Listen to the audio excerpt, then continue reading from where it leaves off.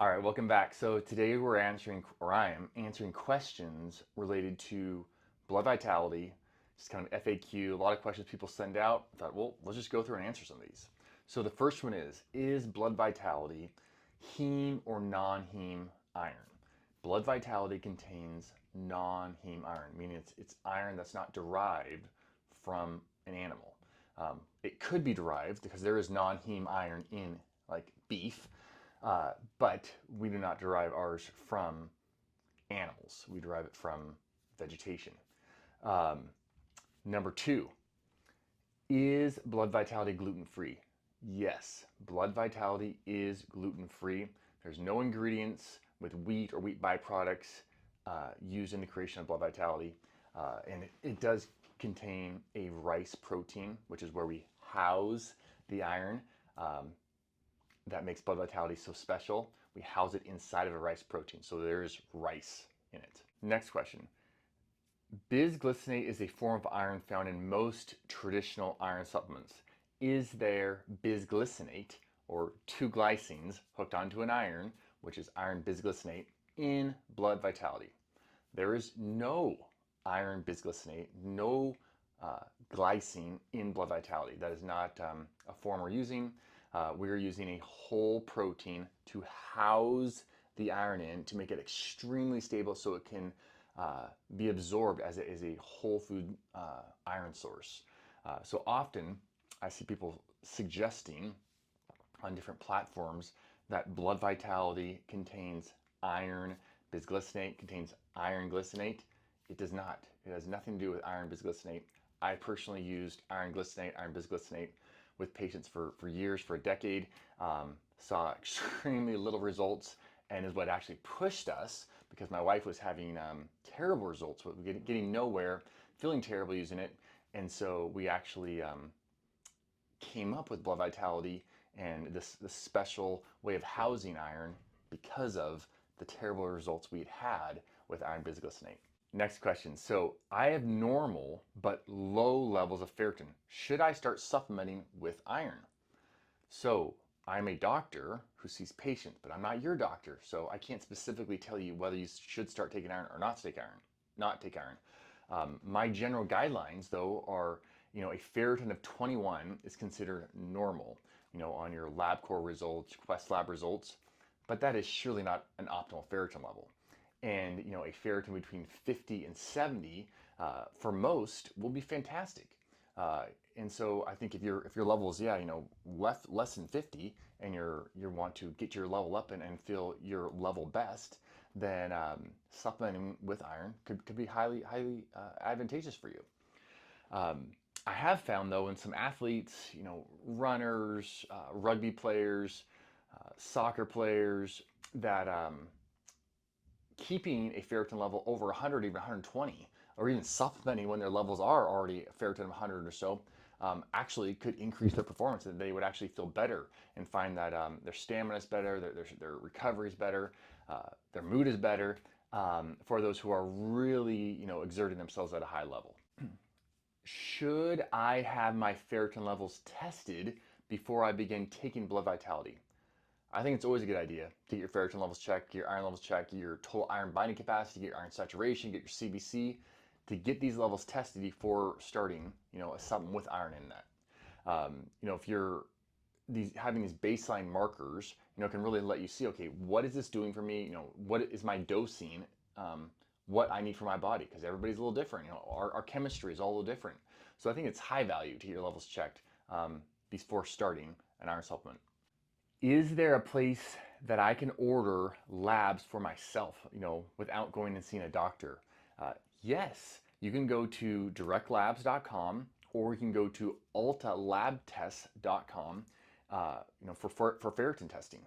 And if you decide to go get your ferritin levels checked, I would also suggest checking your CBC, checking your ferritin, check your iron saturation, check your serum iron, and check your total iron binding capacity, and look at those as a whole to decide on what would be best for you related to iron supplementation.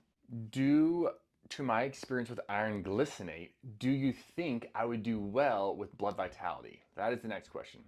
So like I had mentioned in another question, I used to use iron glycinate all the time, with patients, considered slow iron, considered, easy iron, these kind of things.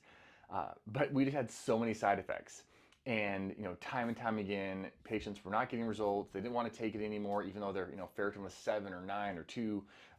And, just, they're feeling terrible taking it. They're getting headaches, they're getting nausea, they're getting, black tarry stools, and just not liking it. And they're not getting results at the same time. So I think that's why I now use basically Blood Vitality exclusively, solely for over 5.5 years now, as the only iron I've recommended to anybody, because it has gotten crazy good results, super consistently, and patients just don't have side effects like they had before. So yes, if you've had a terrible experience with iron bisglycinate, more than likely you'll have a fantastic experience with Blood Vitality. My wife's levels increased by 31 points when she was pregnant with twins. So her ferritin was out of 10, it went to a 9 on 90 milligrams of iron bisglycinate. And then we figured out the whole Blood Vitality thing, and her levels went from 9 to 23 in 31 days in the third trimester there, which was amazing. She felt so much better. No more side effects, no more nausea, no more headaches, no more tarry stools from the iron. So next question. I'm under the impression that heme, taken as heme iron polypeptide, is highly absorbable and does not create the inflammatory hepcidin response like regular iron. How does this differ from Blood Vitality? Good question. Get this one all the time. So one, I would say that as far as hepcidin goes, whether you take supplemental heme iron, you eat a piece of beef, you have enough spinach to get enough iron in, probably not going to happen, or you take non-heme iron, either way, hepcidin is going to go up. And hepcidin isn't an inflammatory thing. Hepcidin does rise with inflammation in the body, but in itself, it is just a gate to make sure you don't get excessive amounts of iron, because if you get excessive amounts of iron, you're going to run into trouble. And then if you need iron, it also acts as a gate to go down and send signals out to allow iron to be absorbed and allow these enzymes to move iron out of macrophages and move iron from the intestinal lumen into the bloodstream.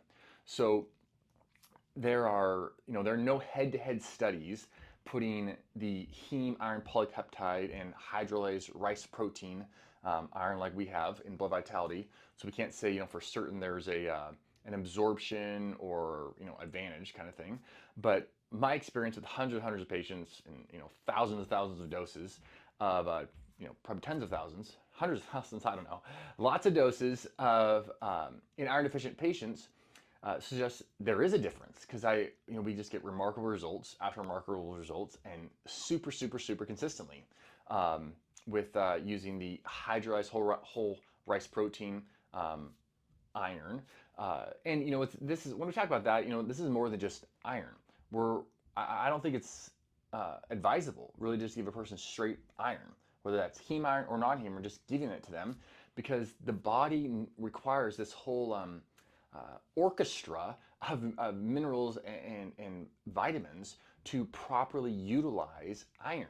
And so the copper, the molybdenum, some of the B vitamins, vitamin C, these are essential for maximizing iron metabolism. And just, if you take a bunch of iron over and over again, you're actually going to deplete your copper levels, which is going to lead to even more iron issues and anemia issues. So that's where I think there's a huge diversion, and one of the reasons we can get massive results with a very small amount of elemental iron, 15 milligrams, 30 milligrams of elemental iron, versus people talking about 90, 120, 200 milligrams of iron glycinate or ferrous fumarate or heme iron polypeptides. It's wild the amount of iron people are taking, and still either not getting results, or maybe they are getting results, but it's so much iron. And what is the body doing with all that iron? It's something's happening with it. It's getting stuck somewhere. And either that or you're pooping it out every time. But at any rate, all this excess iron is actually an irritation in the body. It's creating other nutrient imbalances, other mineral imbalances. So I'm a big proponent of physiological dosing of iron, which is why we try to stay within that 15 to 30 milligram range, 1 capsule, 2 capsules of blood vitality. And then of course, in some cases, people have had, were set up for blood transfusions, these kind of things, which they didn't want. And so we were all up to, close to 60 milligrams of elemental iron via blood vitality, or 4 capsules, over about a, 4 to 6 week time frame. And, people got fantastic results. So the hepcidin, like I mentioned before, it's going to rise no matter what. If you're supplementing with iron, and or if you're eating pasted red meat, it's going to go up too. So most studies, though, are showing the greatest rise in hepcidin when you're supplementing in excess of 60 milligrams a day. So if you can keep your iron less than that on a daily basis, you're going to get a very small rise in hepcidin. And this doesn't matter if it's heme, if it's non-heme. And even as far as the inflammatory part, if there's inflammation in your body, hepcidin is going to go up and it's going to be elevated. And so it would be high value to aim to take care of the inflammation. Figure out, what is it? My food? Is it my stress? Is it my sleep?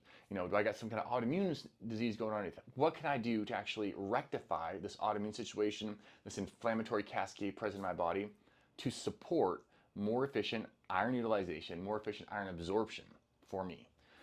One of the greatest advantages of the hydrolyzed rice protein matrix, this iron matrix, like in blood vitality, is that the intestines receive the iron like a whole food rather than this standalone iron over here. And the iron is actually hidden within the rice protein. This allows us to be considerably lower in dosing of iron. And if you can dose iron lower and get more uptake, get more utilization, then you bypass the whole inflammatory, oxidative irritant response of iron. Who doesn't want to do that? Can I or should I take iron capsules with food? And then do you recommend taking both capsules at the same time or spreading the dosage out? You can take iron with food. In fact, there's a lot of different fruits that show actually increase in iron absorption taken with like red meats, chicken, turkey, buffalo, bison. Those can actually increase iron uptake. So I think that'd be a great idea. And then, high vitamin C foods, of course, are beneficial. But, taken with calcium, of course, bad idea. Calcium can both bind the heme and non-heme and make it so that the enterocytes in your intestines cannot uptake iron. So definitely want to keep it away from calcium, whether you're taking blood vitality or taking any iron.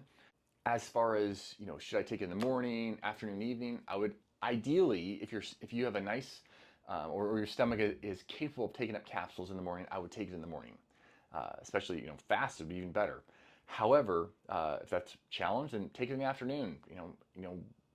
My wife, she's taking me for with coffee, and it seems like we get just the same absorption with the blood vitality. So some people, though, it really will be an issue. It's interesting. Some people drink teas and coffees, and they have all kinds of issues with iron absorption.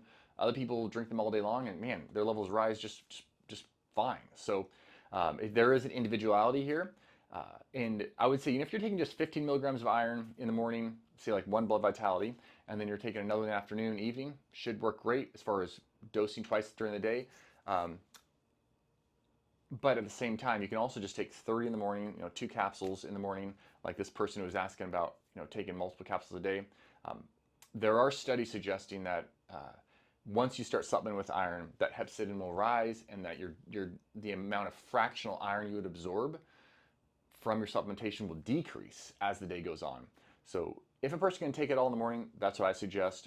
If you're taking, if you're having to take more than 2 capsules a day, then often I'm going to say, give yourself at least 1 week or 1 day out of the week where you actually take a break. Don't take any at all, to try to minimize the hepcidin levels in the body and maximize your potential for absorption.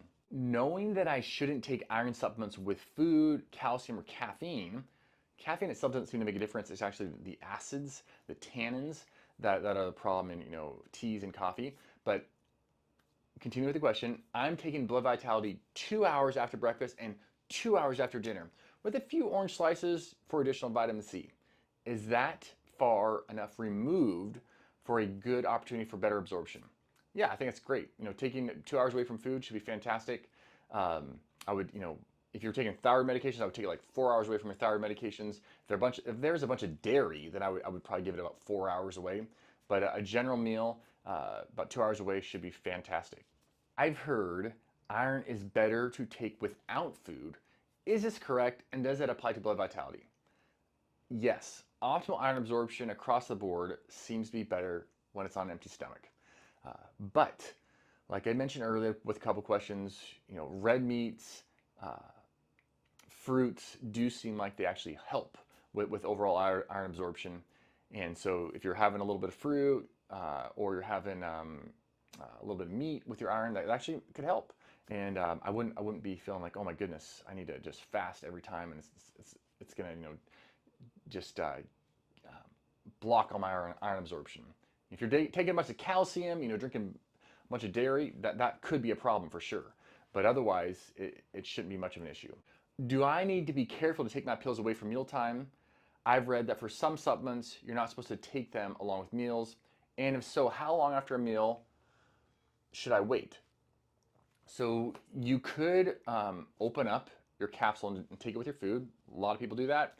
Like I said, berries, apples, bananas, rice, nut seeds, meats, they can all be reasonable options to allow and even sometimes facilitate greater absorption. I wouldn't go excessive on the nuts and seeds, but a little bit should be fine. And then, opening up the capsules, that can actually help disperse some of the minerals so that they're not showing up at the exact same spot at the exact same time in the stomach lining there or intestinal lining. And if for some reason you're having issues with an irritated bowel or any kind of digestive distress, taking iron supplementation. And you can take one capsule at a time and give yourself a day break. Take one every third day. Take one every other day. If your bowels tend to slow down, you tend to get constipated, anything like that, related to taking iron supplementation or taking blood vitality. That is not really something I've come across with people having much issues digestive-wise or constipation-wise with blood vitality. I will say that I have had a few people who actually seem like vegetarian capsules in general do not do well with them. And so literally opening up the capsule, put it in their food, put it in their smoothie, helped a ton, and it got rid of all the digestive distress they were having because it was actually the capsule itself. Can I take Magnesium Complete with blood vitality before bed? 100%. Yep, you can definitely take blood vitality and Magnesium Complete, which contains magnesium threonate, in the evening together, no problem at all. I just watched your More Isn't Always Better video, and now I'm curious if I should avoid taking natural forms of iron. I've been taking blackstrap molasses, spirulina powder. I'm wondering if this may be too much, too fast on the iron. So when it comes to blackstrap molasses, when it comes to spirulina, the amounts in there are so minuscule. I mean, you would be puking up molasses before you ever took too much iron via molasses. So it is super unlikely that there's enough there to upregulate hepcidin levels. Plus, molasses, good stuff, and not the ultra processed stuff, but real ultra blackstrap molasses, and then spirulina. There's a lot of antioxidants, a lot of other minerals and vitamins in there that can actually benefit the body and could lead to keeping hepcidin down as well. So I think there's a lot of benefit there. Really hard to hurt yourself with those two. What is an optimal ferritin lab result for a male and or a female? So ferritin in the range of about 70 to 120 is considered really ideal for males and females. There's not one result that seems like it's so a ferritin of 70 to 120 seems to be kind of the ideal for both men and women. Though I have, like I mentioned earlier, had some people, especially athletes, triathletes, rugby players, soccer players, who did see greater benefit, like performance benefit. They noticed a greater performance. They noticed they could go longer. They recovered faster when they were really pushing above 120 or even supplementing, and their levels were already 110, 114, 118. And so there can be some acute benefit even in people who are at a very high level in their athletics or in their sport and competition. And then there are of course some outliers who they really feel great at 50 or they really feel great at 150. Some people I've had, I think about one patient who's we got her over 75 consistently and her hair still was not coming back, still falling out. We had to push over 120. And once we got over 120, it's like, boom, there we go. Hair stopped falling out. All our new hair started coming back, and and it's maintained. So there's always, there's this curve, but there's people on the edges too. If a person's feeling fantastic and their iron or their ferritin's, 48, I'm probably not going to tell them you need to get it up to 70 or 120. No, you're feeling fantastic. You have great energy. All things are going good. Your well-being's great, and you're at 48. That's probably great for you. It's similar too. If you're if all inflammatory signs are good, and a person runs a ferritin 150 consistently, and our health parameters are great, I'm going to say, 150 is great. Don't worry about it. Keep it as it is. I will say though, in doing 20,000 plus blood draws, or 14 years, and measuring iron levels, ferritin levels, I really haven't seen anyone where, pushing their level over 150 added more life benefit for them. It was like helping them out. So I feel like 150 of ferritin is really, this in my personal clinical experience, is more than sufficient, and is not helping anybody out. And I know there's very popular people out there in the, not necessarily medical professionals, but in the blogospheres and stuff, and these groups on different social media accounts who are, promoting like, oh, I had to get mine at 250 to feel better, 300 to feel better. I don't think so. I think, if you were feeling better when you got it at 300, it's probably something else in your life that was feeling better. And it'd be very unlikely. I don't know of any data showing that, keeping a ferritin up at 300 is ideal for anybody. And, there's something else happening in the system if that's out of a balance if you're feeling like that. Next question. I'm an athlete and I'm wondering what I should take. So if you're a female athlete, yeah, I think for one, I would go get your ferritin levels checked, get your iron saturation, get your CBC, get your total iron binding capacity, get your serum iron, get those levels checked, your B12 levels checked, your thyroid levels checked. Make sure those are all good to go. And then if you are low, if you're under 40 as far as ferritin goes, and you are an athlete, then I think you definitely probably could at least test it out and experiment. If you take blood vitality, do I notice better performance? Do I notice better recovery? Do I notice, man, like my giddy up, my pizzazz for my sport is back. My running is back. I don't know how many times I've counseled with especially female track athletes and cross country runners who were going along and I found like, man, I'm just kind of like bonking, just underperforming, feeling like I just kind of lost my love for running. It's going on for 6 months, 8 months, a year. Finally, they call up wanting to have a consultation, or they come to the office and check their levels out. Like, man, oh my goodness, your ferritin's 8, ferritin's 14, ferritin's 19. They get their levels up, and all is well. They're back to running, back to performing, back to getting PRs, back to loving running again. So it's such a high value. If you're an athlete in any kind of endurance sport, if you're a female, you're menstruating, and you're in any sport, basketball, volleyball, you name it. I had a volleyball player, a high school volleyball player, who they thought had like multiple sclerosis or was having this demyelination of her nervous system because she lost all feeling in her body during a regional match, and they had to cart her off. We're going to take her to a neurologist, check all these things. Her mom called me up. It's like, hey, can you take a look at my daughter? And so we just checked iron levels. Lo and behold, her ferritin was like 6. Literally within 2 weeks of getting her iron levels up, ferritin up, started on blood vitality. She was back playing volleyball, feeling great. They went on to play at state. And, this simple thing, the simple ingredient iron, so well known, so overlooked all the time. But if you're an athlete and are not checking your levels and then supplementing appropriately to support yourself, man, you're really missing out on some performance opportunity. So what are the optimal iron levels for girls between 5 and 10 years old? Now, the optimal ferritin levels for children really are kind of on the same spectrum as adults, though children need about half the amount of iron daily as most adults. So, a 5 to 10-year-old would need about 8 to 10 milligrams of iron per day. And, a multivitamin or, like half a blood vitality can take care of that, or, get their levels checked. I wouldn't supplement a 5 or 10-year-old with iron if you haven't checked their levels and made sure they're insufficient, so we need to bring them up. And I would also just look at their diet. So many kids are running around eating crackers and cookies and chips as their go-to foods, and pancakes and donuts And you know, if you just got them off the Cheerios and got them getting some, you know, some red meat, some beef, some eggs, uh, that in itself would likely be enough for so many of them to get their iron levels up. Next question, will blood vitality interact with my bipolar medications?